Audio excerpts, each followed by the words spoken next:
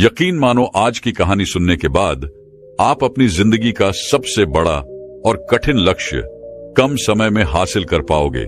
एक ऐसी प्राचीन विधि है जिस विधि को अगर आप अपनी जिंदगी के आचरण में लेंगे तो निश्चित ही आपको सफलता अवश्य मिलेगी। तो चलिए इस एक प्रसिद्ध कहानी के माध्यम से समझते हैं। दोस्तों, आपने कभी ना कभी यह तो महसूस किया ही होगा कि आप भी किसी चीज में सफल होना चाहते हैं। आप भी अपने जीवन में सफल होना चाहते हैं, लेकिन आपको यह पता ही नहीं कि आप करना क्या चाहते हैं। और यह ऐसी अवस्था है जिसमें आप अकेले नहीं हैं। ऐसे अधिकांश लोग जो अपने जीवन में केवल अपने उद्देश्य को खोजने के लिए संघर्ष करते रहते हैं। हम में से ऐसा कोई नहीं होगा जो अपने जीवन में सफल नहीं होना चाहता। सफलता सभी को चाहिए। सफलता की प्राप्ति की इच्छा सभी के मन में होती है, लेकिन सफलता पाना इतना आसान नहीं होता। जीवन में हमें कई सारी चुनौतियों का सामना करना पड़ता है, हमें उनसे निपटना पड़ता है। इसलिए आज की इस कहानी में हम ऐसे ही एक विषय पर चर्चा करने वाले हैं। आज हम यह जानेंगे कि किस तरह से आप अपनी यात्रा की शुरुआत कर सकते हैं। इस कहानी के माध्यम से आप यह समझ पाएंगे कि किस तरह से आप अपने लक्ष्य की ओर अपना पहला कदम उठा सकते हैं।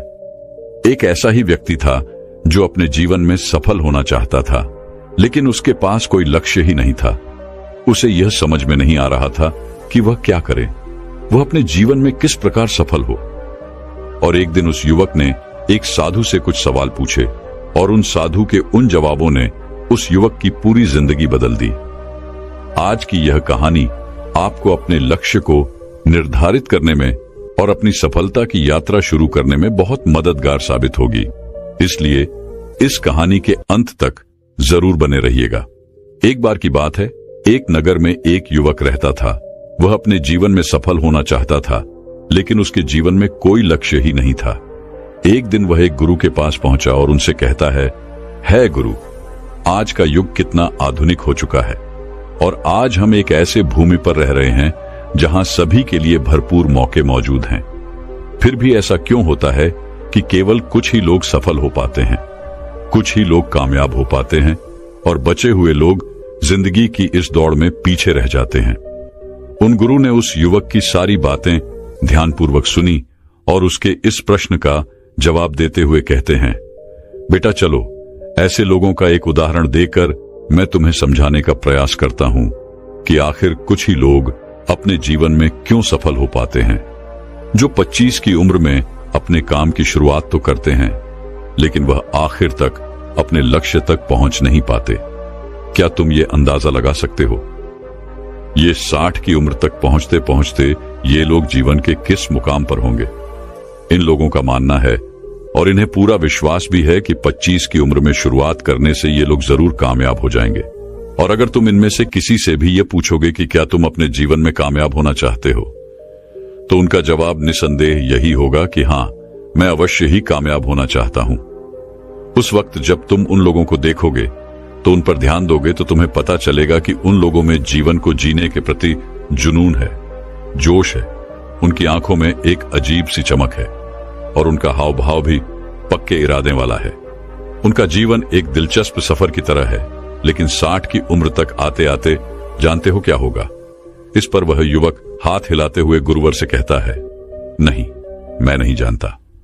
तभी आगे वह गुरुवर उस युवक से कहते हैं, इनमें से केवल एक व्यक्ति अपनी मनचाही सफलता हासिल कर पाएगा और ऐसा तुम्हें कोई सैकड़ों में एक ही मिलेगा।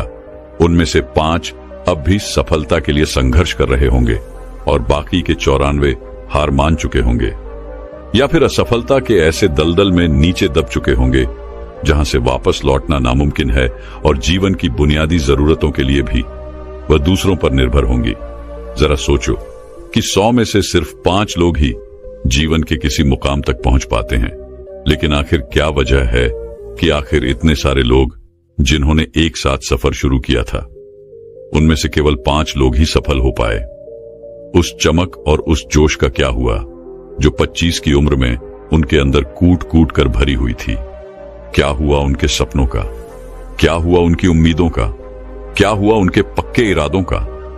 जब इन्होंने सफर शुरू किया था तब तो इन्होंने कई तरह के मुकाम हासिल करने की सोची थी, इन्होंने अपनी जिंदगी में बहुत कुछ करना चाहा था, लेकिन वास्तविकता में यह जो कर पाए उसके बीच में आखिर इतना अंतर क्यों है? इस पर वह व्यक्ति उन गुरु की बात काटते हुए कहता है गुरुवर, जब आप यह कह रहे हैं कि 100 में से कोई 5 लोग ही अपने लक्ष्य को पाने में सफल हो पाते हैं, तो क्या आपको हमें सफलता का वह रहस्य साफ साफ नहीं बताना चाहिए? इस पर वह गुरुवर मुस्कुराते हुए उसी वक्त से कहते हैं, बेटा, अब मैं तुम्हें सफलता का वो रहस्य बताने जा रहा हूं। इसे बहुत ध्यानपूर्वक सुनना और इसे समझने का प्रयास करना। सफलता का रहस्य बस इतना सा ही है कि जब आप किसी निश्चित लक्ष्य को साफ साफ तय करते हैं, अर्थात आपको यह पूरी तरह से पता है कि आपको कहां जाना है और क्या पाना है, और आप उसी सोच के साथ, उसी समझ के साथ उस दिशा में आगे बढ़ते रहते हैं, तो आप एक ना एक दिन अपने लक्ष्य को पा ही लेते हैं। अर्थात यदि कोई इंसान ये पहले से ही तय किए हुए है कि उसका लक्ष्य क्या है और उसे कहां जाना है, उसका लक्ष्य एकदम मजबूत और पक्का है और जिसमें कोई बदलाव नहीं होता, उसकी दिशा में वह लगातार यदि काम कर रहा है और अच्छे से जानता है कि वह कहां जा रहा है और उसे कहां जाना है, तो वही इंसान वास्तविकता में कामयाब हो पाता है। और यदि वह बीच रास्ते में अपने लक्ष्य से भटक जाता है, वह तरह तरह की बाधाओं में पड़ जाता है, तो वह कभी भी कामयाब नहीं हो सकता। इसका सीधा और साफ मतलब है कि निर्धारित किए हुए लक्ष्य को समझते हुए उस दिशा में निरंतर प्रयास करते रहना, निरंतर आगे बढ़ते रहना। वास्तविकता में हमारी समाज में हौसले का उल्टा कायरता या बुजदिली नहीं है, बल्कि समानता या अनुरूपता है। और आज के इंसानों के सामने सबसे बड़ी चुनौती यही है, और इतने सारे लोगों की असफलता का कारण भी यही है। और अनुरूपता का अर्थ है बिना सोचे समझे भीड़ के साथ चलने की मानसिकता। ज्यादातर लोग बिना सोचे समझे, बिना यह जाने कि आखिर वह क्या कर रहे हैं, उन्हें क्या करना चाहिए, उन्हें कहां जाना चाहिए और वह क्यों कर रहे हैं और वह कहां जा रहे हैं, वे लोग केवल आंखें बंद करके बस वैसा ही करते चले जा रहे हैं जैसा दूसरे उनसे कह रहे हैं। और यही सबसे बड़ी समस्या है कि लोग उन 95% लोगों की तरह ही काम कर रहे हैं जो सफल नहीं हैं। इस पर उन गुरुवर से प्रश्न करते हुए कहता है गुरुवर, यदि 95% लोग सही दिशा में कार्य नहीं कर रहे, तो आखिर इतनी बड़ी मात्रा में लोग उनकी नकल क्यों कर रहे हैं? इस पर वह गुरुवर मुस्कुराते हुए उस युवक की बात का जवाब देते हुए कहते हैं, शायद वो खुद भी नहीं जानते, इसीलिए तो इतनी बड़ी गलती कर रहे हैं। सुनो, एक बार की बात है, काम करने वाले लोगों के एक समूह से प्रश्न किया गया। उनसे पूछा गया कि आप रोज सुबह सुबह क्यों उठते हैं, काम पर क्यों जाते हैं? तो 20 में से 19 लोगों के पास इसका कोई भी ठोस जवाब नहीं था। उनमें से ज्यादातर लोगों का कहना था कि सभी लोग सुबह उठकर काम पर जाते हैं, इसलिए हम भी वही कर रहे हैं जो बाकी लोग कर रहे हैं। ऐसे लोगों का यह मानना होता है कि परिस्थितियों ने उनके जीवन को एक सांचे में ढाल दिया है और ऐसे लोग बाहरी शक्तियों और परिस्थितियों से नियंत्रित होने वाले होते हैं। लेकिन हम यहां बात कर रहे थे कि आखिर कामयाबी की परिभाषा क्या है? कामयाब कौन होता है? कामयाब सिर्फ वही इंसान होता है जो अपना लक्ष्य साफ साफ तय करके उसकी ओर निरंतर बढ़ता रहता है, क्योंकि उस व्यक्ति को यह पता है कि उसे आखिर क्या करना है, उसे आखिर क्या पाना है, उसे क्या बनना है, और वह उस दिशा में काम करना शुरू कर देता है। तभी वह गुरुवर उस युवक को चेतावनी देते हुए कहते, बेटा, तुम्हें ऐसा लगता होगा कि कामयाब केवल वही लोग हैं जिनके पास बहुत सारी धन दौलत है, जो अमीर है, जिनके पास सारी सुविधाएं हैं। तो ऐसा नहीं है, क्योंकि कामयाबी की परिभाषा हर व्यक्ति के लिए अलग होती है। वह शिक्षक कामयाब है जो बच्चों को इसलिए पढ़ा रहा है क्योंकि वह यही काम करना चाहता था। वह हमेशा से एक शिक्षक बनना चाहता था। वह औरत अपने जीवन में कामयाब है जो एक पत्नी और मां का किरदार निभा रही है, क्योंकि हमेशा से वह यही बनना चाहती थी और अपनी जिम्मेदारियों को वह अच्छे से निभा रही है। बाजार के एक कोने में दुकान चलाने वाला दुकानदार भी कामयाब है, क्योंकि उसने यही पेशा अपनाया और उसने यही लक्ष्य तय किया कि वह एक अच्छा व्यापारी बनेगा, एक कामयाब व्यापारी बनेगा, और वह अपना व्यापार खड़ा करने में सक्षम है, इसलिए वह भी कामयाब है।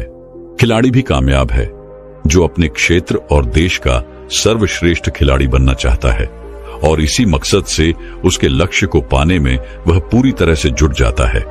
इसी प्रकार जिन लोगों के जीवन में कोई लक्ष्य होता है वह कामयाब हो जाते हैं, क्योंकि उन्हें पता है कि वह कहां जा रहे हैं, किस दिशा में बढ़ रहे हैं और इससे वह कहां पहुंचने वाले हैं। लेकिन वहीं पर दूसरी तरफ असफल लोगों का मानना यह होता है कि जीवन का रास्ता उनकी परिस्थितियां तय करती हैं, यानी जो चीजें उनके साथ होती हैं किसी बाहरी शक्ति द्वारा होती है। और यदि इसे और आसान शब्दों में कहा जाए तो हर वो शख्स कामयाब है जो पहले से ही साफ साफ तय किए गए लक्ष्य को साकार करने की दिशा में सोच समझकर काम कर रहा है और आगे बढ़ रहा है। लेकिन 20 में से केवल एक इंसान ही ऐसा कर पाता है, बाकी के 19 लोग असफल हो जाते हैं। तभी वह व्यक्ति उन गुरुवर से कहता है गुरुवर, मुझे इस बात पर बड़ी हैरानी होती है कि दुनिया में इतने सारे लोग हैं जो दिन रात कड़ी मेहनत करते हैं, ईमानदारी से अपना काम करते हैं, लेकिन उसके बाद भी उन्हें जिंदगी में कुछ भी हासिल नहीं हो पाता। और वहीं पर कुछ लोग केवल कुछ देर के लिए ही मेहनत करते हैं, लेकिन उन्हें सब कुछ मिल जाता है। ऐसा क्यों? मुझे तो कभी कभी ऐसा लगता है कि उनके हाथों में कोई जादू की छड़ी लग गई है, जिस कारण वह जिस भी चीज को हाथ लगा देते हैं वह सोने में बदल जाता है। और ऐसे लोग हमेशा लगातार कामयाबी की ऊंचाइयों को छूते रहते हैं और कामयाबी की दिशा में अग्रसर रहते हैं। और वहीं पर दूसरी तरफ लोग असफल होने के बाद लगातार असफल होते जाते हैं और असफलता के दिशा में ही काम करते रहते हैं। तो आखिर सफल और असफल लोगों में क्या फर्क है? इसका जवाब देते हुए गुरुवर उस व्यक्ति से कहते हैं, सफल और असफल लोगों में केवल लक्ष्य का ही फर्क है। जिन लोगों के पास कोई लक्ष्य होता है वह उसी दिशा में काम करते हैं, जबकि कुछ लोगों के सामने कोई लक्ष्य ही नहीं होता और लक्ष्य के बिना आखिर वह कहां जाएंगे। लक्ष्य और उसे पाने की योजना बनाकर काम करने वाले लोग हमेशा कामयाब हो जाते हैं, क्योंकि उन्हें पता होता है कि आखिर उसे किस दिशा में आगे बढ़ना है। चलो मैं तुम्हें एक और उदाहरण से समझाता हूं। एक ऐसी जहाज के बारे में सोचो जो बंदरगाह से निकलने वाला है। उसके पूरे सफर का नक्शा और योजना पहले से ही तय कर ली गई है और उस जहाज का चालक और चालक दल यह अच्छे से जानते हैं कि जहाज को कहां ले जाना है, आखिर उसका अंतिम पड़ाव क्या है, उस सफर में कितने दिन लगेंगे और जहाज का एक निश्चित लक्ष्य क्या है। एक निश्चित लक्ष्य और नक्शा साथ रखने वाला जहाज 1000 में से 999 बार उस मंजिल को पहुंच ही जाएगा जहां के लिए उसे रवाना किया गया था, यानी 100% वह अपने लक्ष्य तक पहुंच जाएगा। और वहीं पर अब कल्पना करो, एक दूसरे जहाज की जो हूबहू उसी की तरह है। अंतर सिर्फ इतना है कि इस जहाज में कोई भी चालक या चालक दल नहीं है और इसका कोई निश्चित लक्ष्य भी नहीं है और ना ही कोई मंजिल है। हम बस उसे चालू करके छोड़ देते हैं और आगे जाने देते हैं। अब ऐसे में बंदरगाह से छोड़ने के बाद या तो वह आगे जाकर डूब जाएगा या रास्ते में कहीं भटक जाएगा या किसी सुनसान समुद्र के तट पर जाकर अटक जाएगा। उसका नष्ट होना पूरी तरह से तय है, क्योंकि वह कभी कहीं पहुंच नहीं सकता, क्योंकि ना तो उसका कोई लक्ष्य है और ना ही कोई मंजिल और ना ही उसे रास्ता दिखाने के लिए कोई चालक या चालक दल। और हम इंसानों के साथ भी कुछ ऐसा ही होता है। तभी वह युवक उन गुरुवर से अगला प्रश्न करते हुए कहता है गुरुवर, एक निश्चित लक्ष्य रखने वाले लोग जीवन में हमेशा कामयाब क्यों होते हैं और जिनका कोई लक्ष्य नहीं होता वह असफल क्यों हो जाते हैं? इसके जवाब में वह गुरुवर कहते हैं, बेटा, हम जैसा सोचते हैं वैसे ही हम बन जाते हैं।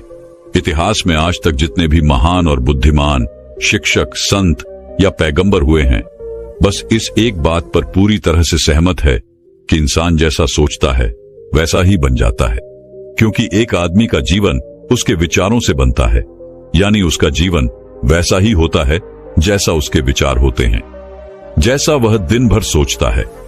अगर आदमी चाहे थोड़ा धैर्य रखें तो वह हर चीज हासिल कर सकता है। वह इंसान जिसके पास एक निश्चित लक्ष्य होता है वह उसे हर हाल में पूरा करने का प्रयास करता है, और अगर उसमें पक्का इरादा हो तो उसे कोई नहीं रोक सकता, क्योंकि वो अपने लक्ष्य को पाने के लिए अस्तित्व को भी दांव पर लगाने के लिए तैयार है। इंसान अपनी सोच और अपने विचारों में बदलाव लाकर अपने जीवन को बदल सकता है। देखते ही देखते तुम्हारी सोच और तुम्हारे जीवन का एक ऐसा गहरा रिश्ता बन जाता है कि तुम्हारी इच्छाएं हकीकत में बदलने लगती हैं और वास्तविकता में इस प्रक्रिया में हमारी सोच, हमारी भावनाएं और आदतें इस प्रकार घुल मिल जाती हैं कि हमारा विश्वास सच बनकर हमारे सामने आ जाता है। यदि तुम किसी विशेष चीज के बारे में अत्यधिक सोचते हो और उस पर इतना भरोसा करते हो कि यह तो होना ही है या किसी भी हालत में टल नहीं सकता, तो निश्चित रूप से तुम उसे हासिल कर ही लोगे। वहीं पर यदि तुम चाहते हो कि तुम अमीर बनो और तुम्हारे दिल इच्छा भी यही है कि तुम अमीर बनना चाहते हो, तो तुम बेशक ही अमीर बन जाओगे। अगर तुम बुद्धिमान बनना चाहते हो तो तुम बुद्धिमान बनोगे। इसी तरह अगर तुम एक बेहतर इंसान बनना हो तो तुम जरूर ही पहले से कहीं बेहतर इंसान बन जाओगे। बस तुम्हें में एक बात हमेशा ध्यान में रखनी है कि किसी भी चीज या एक लक्ष्य पाने के लिए अपने भीतर एक मजबूत इच्छा शक्ति को विकसित करना है और इस दौरान तुम्हारे सामने, तुम्हारे आंखों में केवल एक ही लक्ष्य होना चाहिए। ऐसा नहीं होना चाहिए कि एक ही समय पर कई अलग अलग चीजें तुम्हारे मन में आ रही हों और तुम्हारा ध्यान भटका रही हों, क्योंकि जो विश्वास करता है उसके लिए सब कुछ मुमकिन है। ब्रह्मांड के सबसे महान नियमों से एक नियम यह भी है कि अगर हमारी सोच नकारात्मक है तो हमें नकारात्मक परिणाम ही मिलेंगे। और देखा जाए तो ये बहुत ही साधारण सा सच है जो जीवन में कामयाबी और समृद्धि का आधार भी है, क्योंकि अविश्वास यानी खुद पर संदेह करना, खुद की सफलता पर शक करना, जो असफलता की निशानी है। हमारी शंकाएं, हमारा आत्मसंदेह इतना खराब होता है कि वह हमें कोशिश करने से ही डरा देता है। और जिन मौकों को हम आसानी से जीत सकते हैं, जिन मौकों को हम आसानी से जीत हासिल कर सकते थे, उन मौकों पर भी हम बुरी तरह से हार जाते हैं। जैसा कि मैंने पहले कहा, हम जैसा सोचते हैं वैसे ही बन जाते हैं। इसलिए अगर कोई आम आदमी है और उसके जीवन में कोई लक्ष्य नहीं है, उसे यह पता ही नहीं कि उसे कहां जाना है, और जो इसी संदेह में जी रहा है, जो डर और चिंताओं में घिरा हुआ है, वह वैसा ही बन जाएगा जैसा वह सोच रहा है। अगर कोई इंसान किसी भी चीज के बारे में सोच ही नहीं रहा तो अंत में वह कुछ भी नहीं बन पाएगा, कहीं भी नहीं पहुंच पाएगा, क्योंकि उसके मन में कोई विचार है ही नहीं, उसके जीवन में कोई लक्ष्य है ही नहीं। वह जहां का कहां वहीं रह जाएगा। तभी वह युवक उन गुरुवर से कहता है गुरुवर, आखिर हम जैसा सोचते हैं वैसे ही क्यों बन जाते हैं? इसके जवाब में वह उस युवक को कहते हैं, बेटा कल्पना करो कि किसान के पास एक छोटी सी जमीन है और यह जमीन बहुत उपजाऊ है। किसान उस जमीन में अपनी इच्छा के अनुसार कोई भी बीज बो सकता है। जमीन को इस बात से कोई फर्क नहीं पड़ने वाला कि उसमें क्या बोया जा रहा है। यह फैसला पूरी तरह से किसान पर निर्भर करता है। ठीक उसी तरह हमारा मन भी एक जमीन की तरह ही है और यह बहुत उपजाऊ है।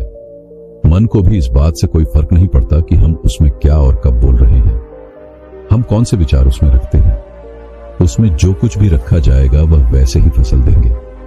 उदाहरण के लिए हम अपने मन में सकारात्मक विचार रखते हैं तो हम सफलता की फसल काटेंगे, और अगर हम मन में नकारात्मक विचार रखते हैं तो हम असफलता का सामना करेंगे। याद रखो, जमीन को इस बात से फर्क नहीं पड़ता कि वह आम है या बबूल। यह तो बस उसके अंदर डाला गया वह बीज है जो आगे चलकर पौधे का रूप लेता है, पौधे से पेड़ का रूप, और उसके बाद वह आपको वैसे ही फल देता है जिस विचार के साथ आपने उसे बोया था। हमारा मन एक जमीन की दुनिया में कहीं ज्यादा उपजाऊ और चमत्कारिक है। मन को इस बात से कोई फर्क नहीं पड़ता कि हम उसमें क्या रखते हैं, कामयाबी या सफलता, एक निश्चित लक्ष्य और महत्वपूर्ण लक्ष्य या डर, गलतफहमी, नकारात्मकता और चिंता। लेकिन हम जो भी अनजाने में उसमें रखते हैं वही हमें वापस मिलता है, क्योंकि हमारे मन का यही काम है कि वह हमें वह चीज वापस लौटा देता है जो हमने उसे दी है, और ये हमें कई गुना होकर वापस मिलती है। आगे वह युवक उन गुरुवर से कहता है गुरुवर, किसी मनुष्य का दिमाग इतना शक्तिशाली है तो फिर वह अपने मस्तिष्क का इस्तेमाल क्यों नहीं करता? वह उसका सही दिशा में उपयोग क्यों नहीं करता? इसके जवाब में वह गुरुवर उस युवक से कहते हैं, बेटा, इंसान अपने दिमाग का सही इस्तेमाल नहीं करता, क्योंकि उनके लिए यह मुफ्त की चीज है और एक इंसान की यह फितरत होती है, जो भी चीज उसे मुफ्त में मिलती है वह उसकी कद्र कभी नहीं करता। इसके बजाय वह उन चीजों को महत्व देता है जिनकी वह कीमत समझता है, जिसके लिए उसने कोई भी कीमत चुकाई हो। लेकिन असल में मुफ्त में मिलने वाली चीजें ही सबसे ज्यादा महत्वपूर्ण होती हैं, जैसे कि हमारा यह कीमती शरीर, मन, आत्मा, मुस्कान, बुद्धि, आशाएं, इच्छाएं, हमारे सपने, हमारा परिवार, बच्चे, मित्र, प्रेम, यहां तक कि प्रकृति का तोहफा जैसे हवा, धूप, पानी, मिट्टी, सभी अनमोल चीजें हैं जो भी हमें मुफ्त में मिली हुई हैं।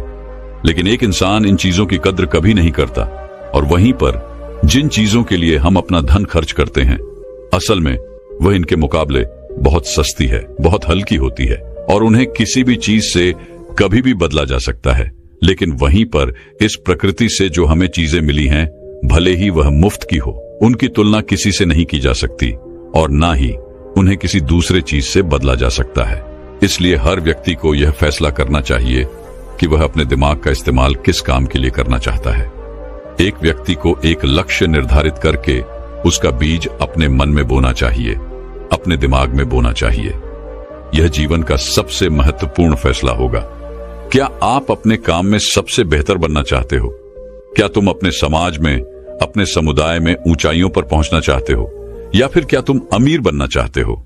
बस आपको इतना ही करना है कि अपने लक्ष्य को साफ तौर से सोचो और उसकी ओर कदम बढ़ाओ।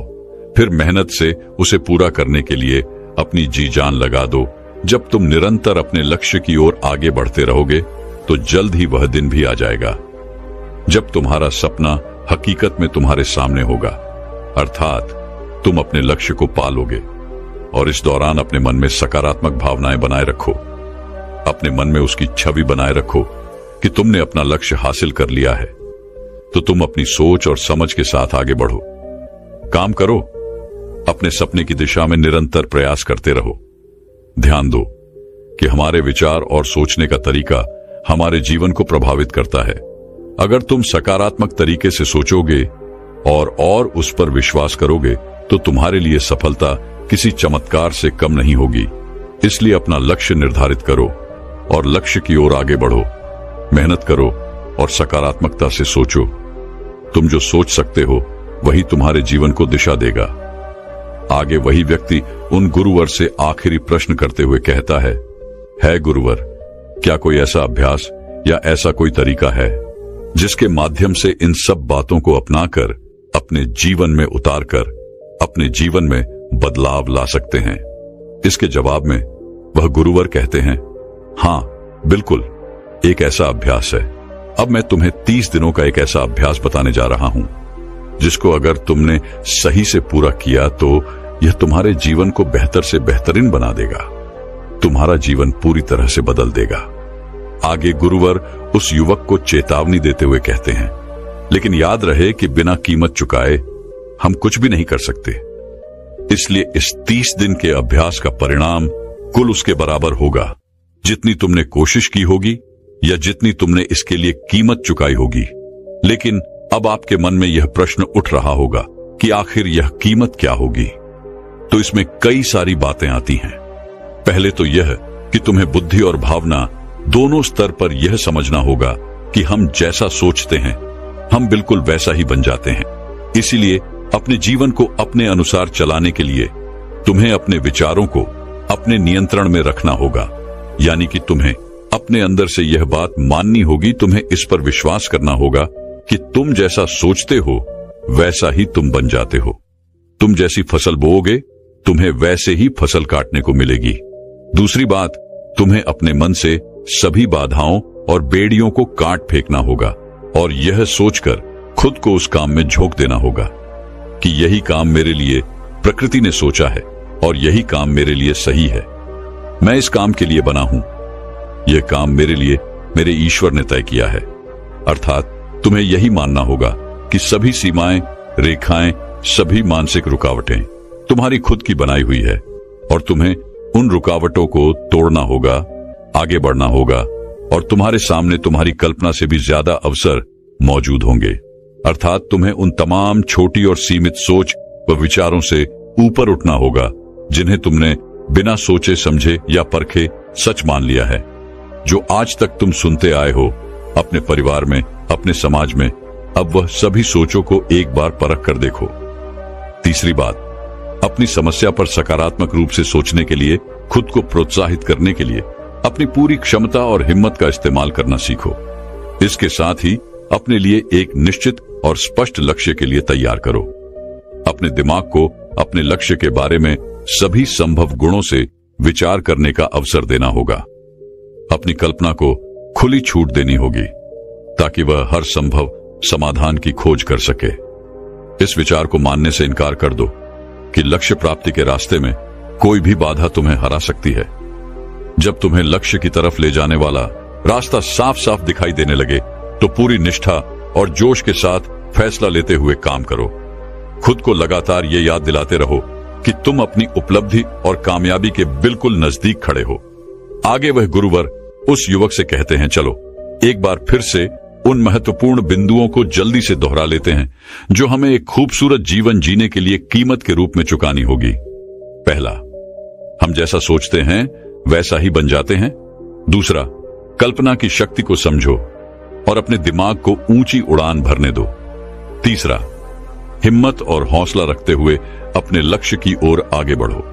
पूरी लगन और एकाग्रता के साथ डट कर लगे रहो और साथ ही साथ यह बात भी याद रखो कि कोई विचार तब तक बेकार और मामूली होता है जब तक हम उस पर काम नहीं करते।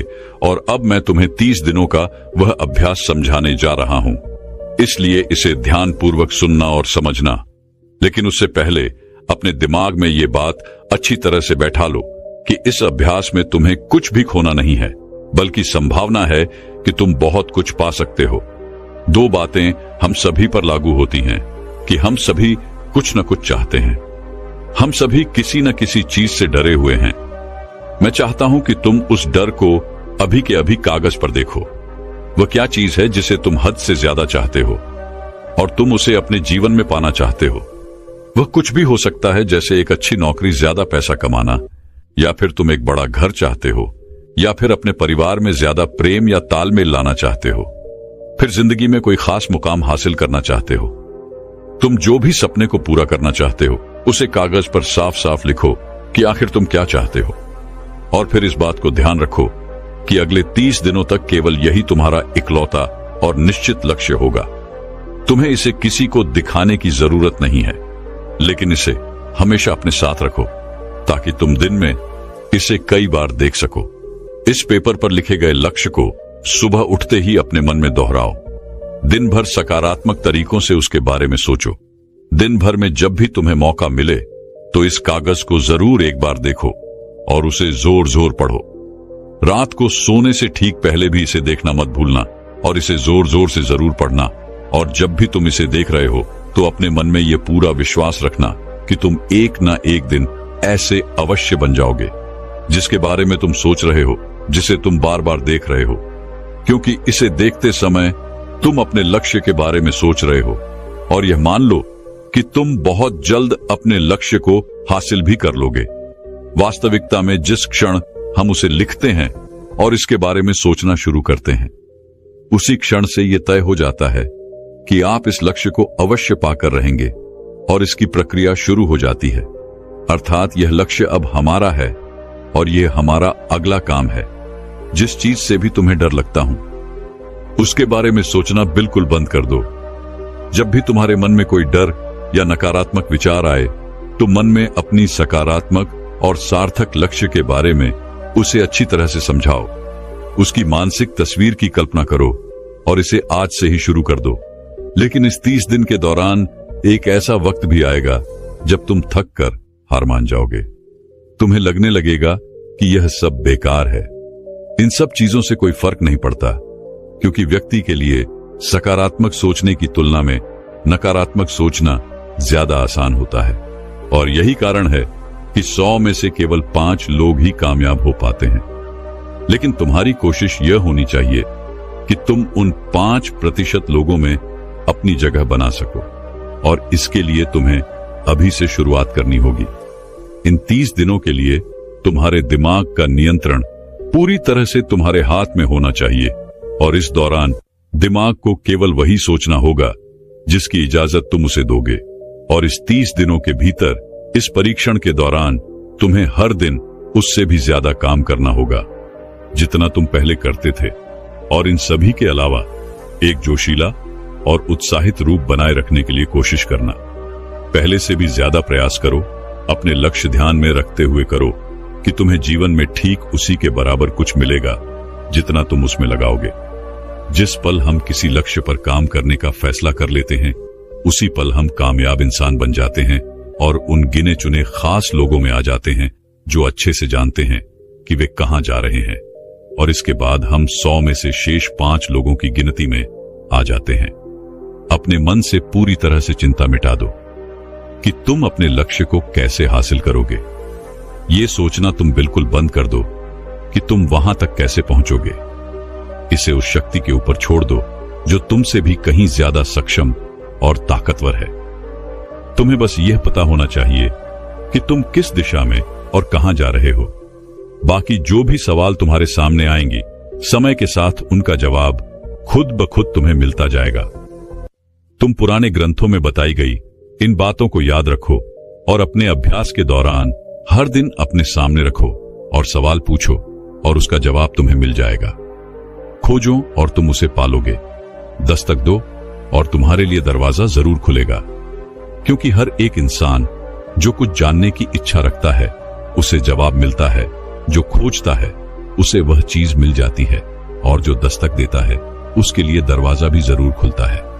ये शब्द जितना सरल है उतना ही चमत्कारिक भी है। दरअसल यह नियम इतना आसान है कि हमारे मुश्किल शब्दों में उलझकर इसे समझना और भी मुश्किल होगा। इसलिए बस तुम्हें जरूरी यह है कि तुम इन 30 दिनों के दौरान तुम्हारे सामने एक स्पष्ट लक्ष्य हो और उसे पूरा करने का एक जुनूनी विश्वास भी हो। तुम चाहे किसी भी काम से जुड़े हो, लेकिन इन 30 दिनों के दौरान अपना सर्वश्रेष्ठ प्रदर्शन करो, कुछ इस तरीके से जैसे तुमने आज तक पहले कभी ना किया हो। और देखते ही देखते तुम्हारे जीवन का जो नया पहलू तुम्हारे सामने आएगा, उसे देखकर तुम खुद भी हैरान होगे। ऊपर बताए गए नियमों को अपनाकर तुम उन गिने चुने भागे सारे लोगों में से एक बन जाओगे जो शांत, खुशहाल और कामयाब जीवन जी रहे हैं। तो फिर देर किस बात की है? तुम्हारे पास खोने के लिए कुछ नहीं, लेकिन पाने के लिए बहुत कुछ है, यानी कि एक बिल्कुल नया जीवन जो तुम्हारा इंतजार कर रहा है। बस वो यही चाहता है कि तुम पहला कदम उठाओ और आगे बढ़ो। अपना लक्ष्य निर्धारित करो और उस पर निरंतर कार्य करो। इतना कहकर वह गुरु शांत हो गए और युवक को भी सारी बातें अच्छी तरह से समझ में आ चुकी थी। उस युवक ने उनको रुको प्रणाम किया और अपने घर लौट गया, और उसने आज से ही 30 दिनों का अभ्यास करना शुरू कर दिया। तो दर्शकों, अब चलिए जानते हैं कम समय में सबसे बड़ा और कठिन लक्ष्य कैसे प्राप्त किया जा सकता है। इस विषय पर अगली रोचक कहानी की शुरुआत कुछ इस प्रकार होती है। दोस्तों, एक बार की बात है, एक सम्राट का छोटा भाई सम्राट के सिंहासन पर बैठकर अपने मंत्रियों के सामने बड़ी बड़ी बातें कर रहा था। वह सभी मंत्रीगण से कहता है, आखिर मुझे समझ क्यों नहीं आता कि सम्राट राज्यकोष को इन भिक्षुओं और सन्यासियों पर क्यों न्यौछावर कर देते हैं, जिसके लिए लोग कठोर परिश्रम करते हैं, मेहनत करते हैं, तब जाकर उन्हें यह धन प्राप्त होता है। और इन सन्यासी को, इन भिक्षुओं को सम्राट ये सब इतनी आसानी से दे देते हैं। आखिर ये सब विलास नहीं तो क्या है? अगर ये धन मुझे मिला होता तो मैं कितना कुछ कर लेता। मैं अपने महल को और खूबसूरत बनाता, अपने महल के भीतर सुंदर मूर्तियां तैयार करवाता, पूरे राज्य में जगह जगह उद्यान बनवाता, और यह दुनिया घूमता, लोगों से मिलता, लोगों को जानता, और किसी ताकतवर राज्य की सुंदरी अर्थात राजकुमारी से शादी भी कर लेता। लेकिन हमारे राज्य के सम्राट तो इन सन्यासियों और भिक्षुओं पर धन लुटा रहे हैं। याद रखना, जिस दिन मेरे हाथों में यह राज्य आ जाएगा और जिस दिन से मेरे हाथों में यह अधिकार आ जाएगा, उस दिन से ही मैं यह सारे खर्च बंद कर दूंगा। इस प्रकार सम्राट का छोटा भाई मंत्रियों के सामने अपनी बड़ी बड़ी डींगे हाँक रहा था, और वह यह भूल चुका था कि वह सम्राट के सिंहासन पर बैठा हुआ है। इधर वह सम्राट का छोटा भाई लगातार एक पर एक बातें कहे जा रहा था, लेकिन उधर दूसरी तरफ मंत्रियों को यह पता था कि सिंहासन के पीछे सम्राट स्वयं खड़े हैं और वह सारी बातें सुन रहे हैं। तभी अचानक सम्राट अपने छोटे भाई के सामने आगे आए और अपने छोटे भाई से कहते हैं, अच्छा, तो मेरा छोटा भाई राज्य अपने हाथों में लेना चाहता है और राजगद्दी पर बैठकर वह मेरे ही खिलाफ षड्यंत्र रच रहा है। सम्राट के मुख से यह सुनकर सम्राट के छोटे भाई के पसीने छूटने लगे।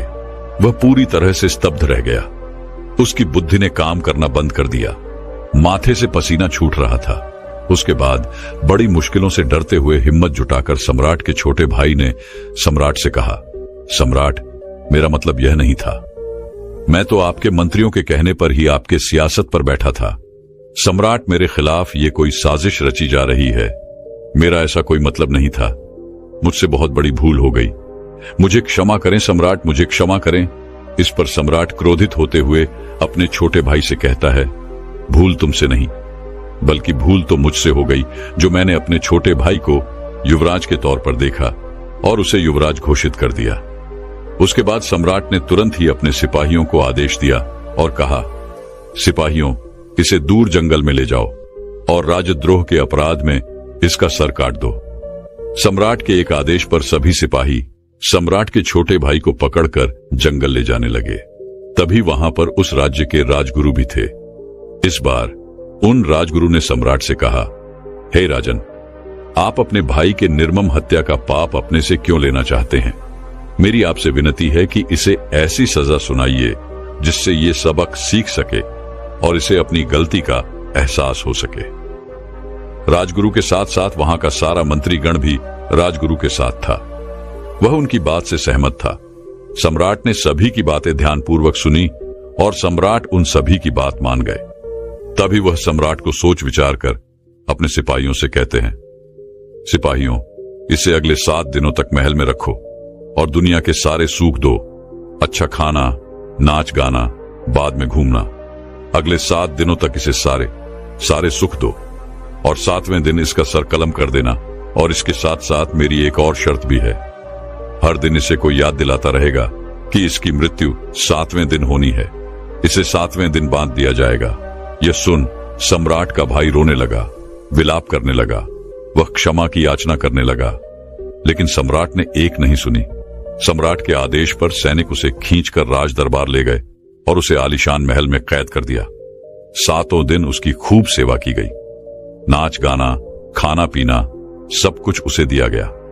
पर कोई न कोई राज दरबार का व्यक्ति उसे यह याद दिला ही देता था कि 7वें दिन उसकी मृत्यु तय है।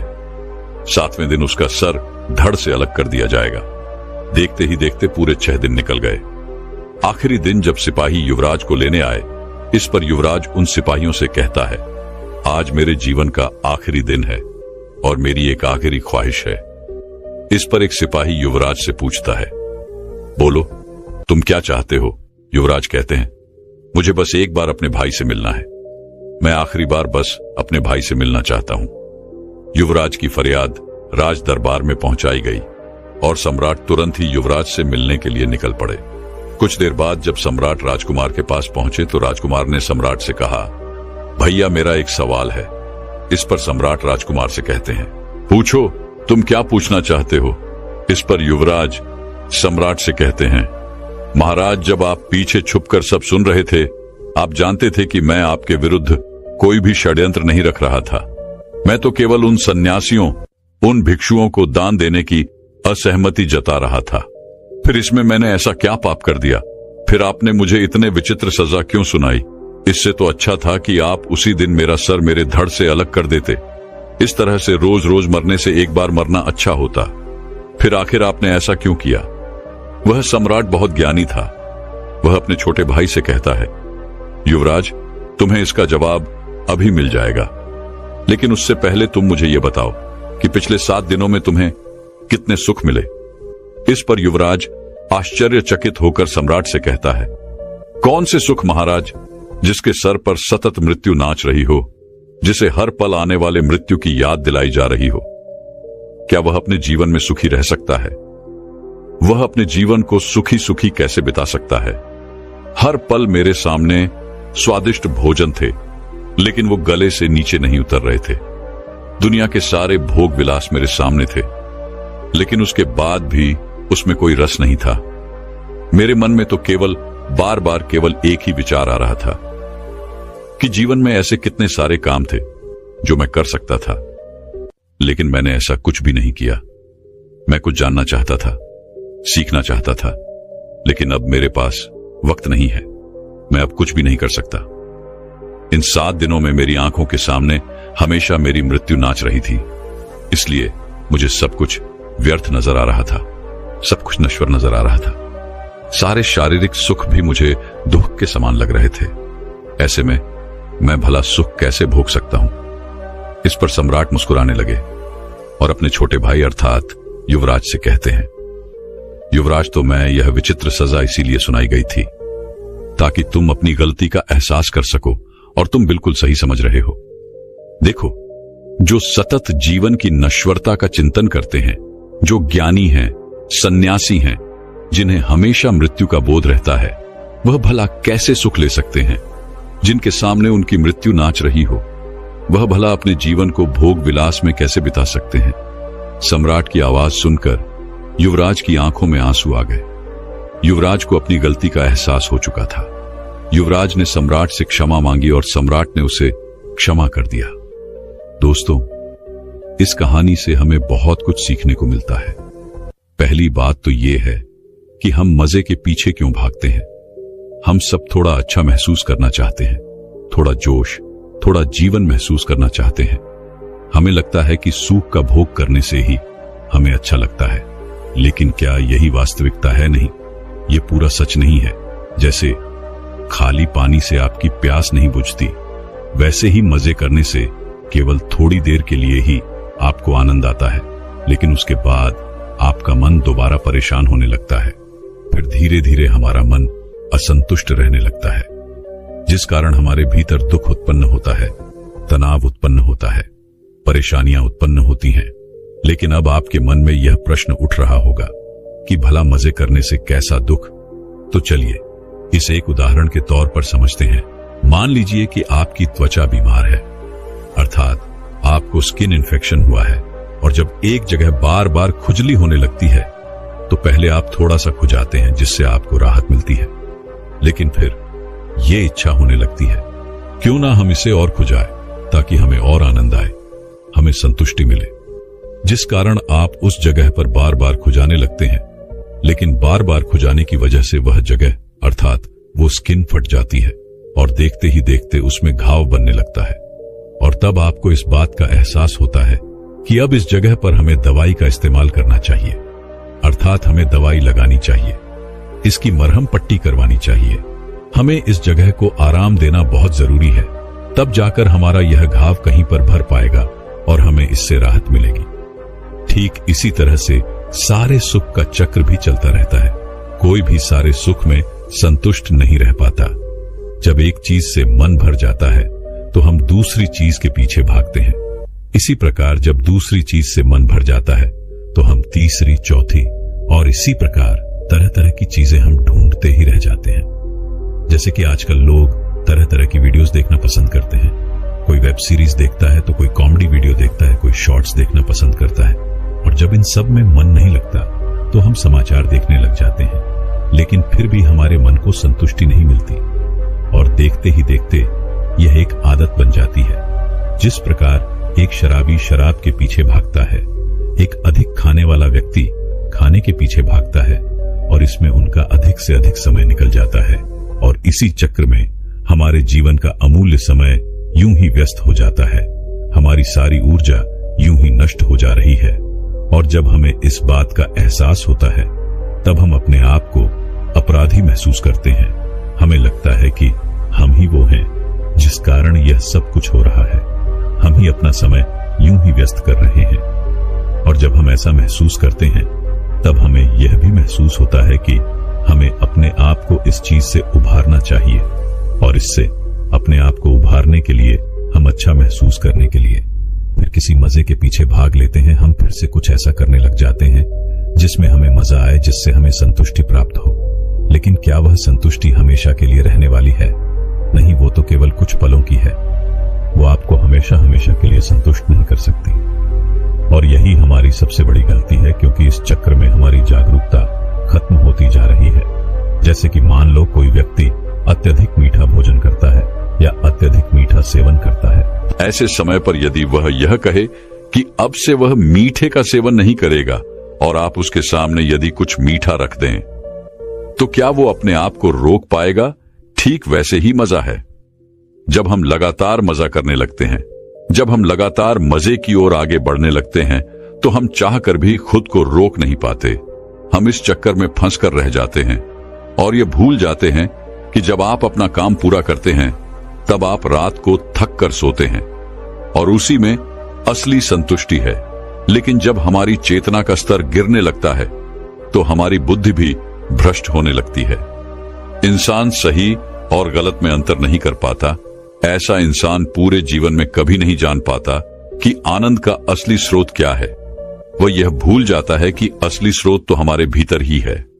जब हम किसी कार्य को पूरा मन लगाकर करते हैं, उस वक्त हमारा मन शांत होता है और उस दौरान हमारे भीतर जो शांति होती है, जो आनंद होता है, जो खुशी होती है, वही तो असली शांति है, वही तो असली संतुष्टि है। इसलिए केवल मजे के पीछे भागना यह अच्छी बात नहीं। हमें इस चक्र को तोड़ना ही होगा, तभी आप अपने जीवन में कोई लक्ष्य हासिल कर पाएंगे। अन्यथा आप भी केवल मजे के पीछे भागते रह जाएंगे और आपको कुछ भी हासिल नहीं हो पाएगा। तो अब आपके मन में यह प्रश्न उठ रहा होगा, फिर हम अपने आप को मजे के पीछे भागने से कैसे रोके? तो इसका बहुत ही सीधा और सरल जवाब है कि अपने मजे के लिए कुछ मत करो, अर्थात मजे को प्राथमिकता मत दो। क्योंकि यदि आप मजे को प्राथमिकता देंगे तो वह एक नदी के बहाव की तरह आपको खींचकर ले ही चला जाएगा। आपको अपने कामों को प्राथमिकता देनी चाहिए। हर चीज समय पर करो और जो भी करो उसे मन लगाकर करो, तभी आपका मन शांत हो पाएगा और आपको वहां अच्छा भी लगने लगेगा। दूसरी बात, मनोरंजन नहीं बल्कि आराम करो, क्योंकि जब भी हमारा मन थकता है तो उसे आराम की जरूरत पड़ती है, ना कि मजे की। लेकिन हम में से अधिकांश लोग जब भी अपने काम से घर लौटते हैं या फिर कोई ऐसा काम करके थक जाते हैं तो वे लोग अपना स्मार्टफोन इस्तेमाल करने लगते हैं। वे लोग शॉर्ट्स देखते हैं, वेब सीरीज देखते हैं, मूवीज देखते हैं, जिससे वो अच्छा महसूस कर सके, जिससे वो एक बार फिर से तरोताजा हो सके। लेकिन क्या ये सही है? नहीं। इसलिए जब भी आप थक जाएं या फिर आपका मन थक जाए तो आपको सचेत होकर अपने शरीर और मन को आराम देना चाहिए, जिससे आपका मन एक बार फिर से तरोताजा हो पाएगा और वह एक बार फिर से किसी भी काम में पूरी तरह से आपका साथ दे पाएगा। और एक बार जब आपका साथ देने लगेगा तो आप उस कार्य को मन लगाकर कर पाएंगे और उस कार्य से आप सफलता तक पहुंचा भी पाएंगे। तीसरी बात, मन को शांत करना सीखो। मनोरंजन से ज्यादा प्राथमिकता आप आराम को दें और आराम से ज्यादा प्राथमिकता आप ध्यान को दें, जिसका मतलब है शांति, सुकून, आनंद। इसका यह अर्थ है कि जब भी आप काम करके थक चुके हों और आराम करने जा रहे हों, तब सबसे पहले आप कुछ मिनट के लिए बैठकर आराम से ध्यान करें। अपनी चेतना के स्तर को ऊपर उठाने का प्रयास करें, जिससे आपको यह महसूस होता है कि आपको क्या देखना चाहिए, क्या सुनना चाहिए, क्या आपके मन की शांति के लिए यह सही है या गलत। और जैसे जैसे आपको यह चक्र समझ में आने लगता है, जैसे कि थोड़ी देर का मजा करना चाहिए या फिर मनोरंजन, तो आप इस चक्र को अच्छी तरह से समझने लगते हैं और आपकी बुद्धि का स्तर भी ऊपर उठने लगता है। और तब आप ये महसूस कर पाते हैं कि इस चक्र में मन थक रहा है, भटक रहा है और कमजोर भी हो रहा है। और ठीक उसी वक्त आपको यह भी एहसास होगा कि आप अपने अमूल्य मानसिक ऊर्जा और अपना अमूल्य समय यूं ही व्यक्त कर रहे हैं, उसे बेकार की चीजों में लगा रहे हैं और आपका वह अमूल्य समय यूं ही खराब होता जा रहा है। जैसे ही आपको इन बातों का एहसास होगा, जैसे ही आपको यह नश्वरता समझ में आएगी, वैसे ही युवराज की तरह इन चीजों के प्रति आपका आकर्षण भी खत्म होता जाएगा और यह चक्र पूरी तरह से खत्म हो जाएगा। और तब आप अपने आप को एक सही दिशा में ले जा सकते हैं। तब आप अपने मन को समझ सकते हैं, अपने मन के साथ मिलकर कार्य कर सकते हैं और अपने जीवन में जो भी आप पाना चाहते हैं उसे भी आप बड़ी आसानी से पा सकते हैं। क्योंकि किसी भी कार्य को करने के लिए हमारे मन का हमारे साथ जुड़ना बहुत जरूरी होता है। वहीं पर यदि आपका मन थका हुआ है, कमजोर है और वह काम करने की क्षमता नहीं रखता, ऐसे में यदि आप उसे मनोरंजन करवा रहे हैं, मजे के पीछे भगा रहे हैं, तो वह और भी थक जाएगा और वह आपका साथ नहीं दे पाएगा। फिर चाहे आप कितनी भी कोशिशें क्यों ना कर लें, लाख प्रयास ही क्यों ना कर लें, लेकिन आपका मन आपका साथ नहीं देने वाला। और फिर आप में से कई लोग नीचे कमेंट में यह भी कहते हैं कि हमारा मन हमारा साथ नहीं देता। हम जब किसी काम को करने जाते हैं तो हमारा मन जुड़ता ही नहीं। तो मुझे उम्मीद है कि आपको आपके प्रश्न का उत्तर मिल चुका होगा। आखिर क्या कारण है जिस वजह से आपका मन आपके साथ जुड़ नहीं पाता और आप किसी भी काम में मन नहीं लगा पाते? तो मुझे उम्मीद है कि अब तक तो आप यह समझ ही चुके होंगे